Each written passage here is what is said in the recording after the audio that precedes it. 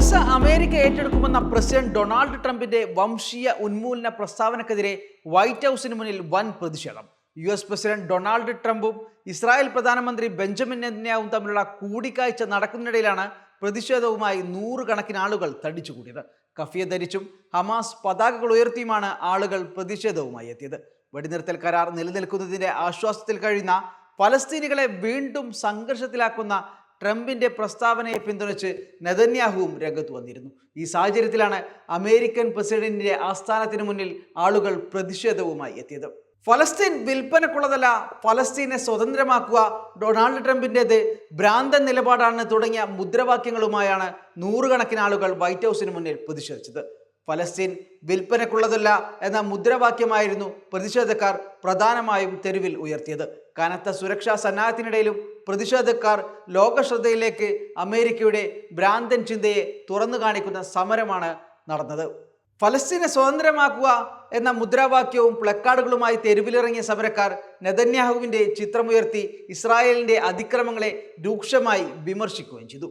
Netanyahu യുദ്ധ കുറ്റവാളിയാണ്, വംശഹത്യ അവസാനിപ്പിക്കുക, ട്രംപ് ഭരണകൂടം ഇസ്രായേലിന് ആയുധങ്ങൾ നൽകുന്ന കച്ചവടം അവസാനിപ്പിക്കുക തുടങ്ങിയ പ്ലക്കാർഡുകളും സമരക്കാർ ഉയർത്തുകയും മുദ്രാവാക്യങ്ങൾ വിളിക്കുകയും ചെയ്തിരുന്നു.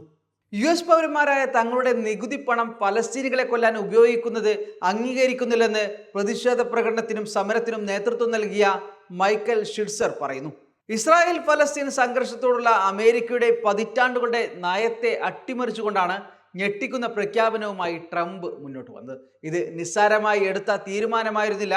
ഞാൻ സംസാരിച്ച എല്ലാവർക്കും അമേരിക്ക ആ ഭൂമി സ്വന്തമാക്കുക, ആയിരക്കണക്കിന് തൊഴിലവസരങ്ങൾ സൃഷ്ടിക്കുക, വികസിപ്പിക്കുക എന്ന ആശയം ഇഷ്ടമാണ് എന്നാണ് ട്രംപ് പറയുന്നത്. ഇസ്രായേൽ പ്രധാനമന്ത്രി ബെഞ്ചമിൻ നെതന്യാഹുവുമായുള്ള ചർച്ചകൾക്കിടയിലാണ് ട്രംപ് പ്രസ്താവന നടത്തിയത്. തന്റെ പദ്ധതി എങ്ങനെ നടപ്പിലാക്കുന്നതിനെ കുറിച്ച് വിശദാംശങ്ങൾ നൽകിയ ട്രംപ് ഗസയിലെ ഫലസ്തീനികൾക്ക് മറ്റു താല്പര്യമുള്ള രാജ്യങ്ങളിലേക്ക് പോകാമെന്നാണ് പറയുന്നത്.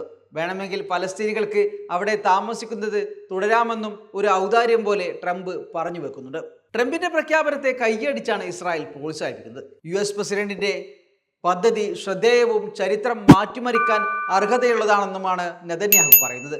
എന്നാൽ ഇതിനെതിരെ പ്രതിഷേധവുമായി നിരവധി മനുഷ്യാവകാശ സംഘടനകളും ഹമാസ് ഉൾപ്പെടെയുള്ള പോരാളികളും രംഗത്തെത്തിയിട്ടുണ്ട്. waytonikah.com, the exclusive Muslim matrimonial site.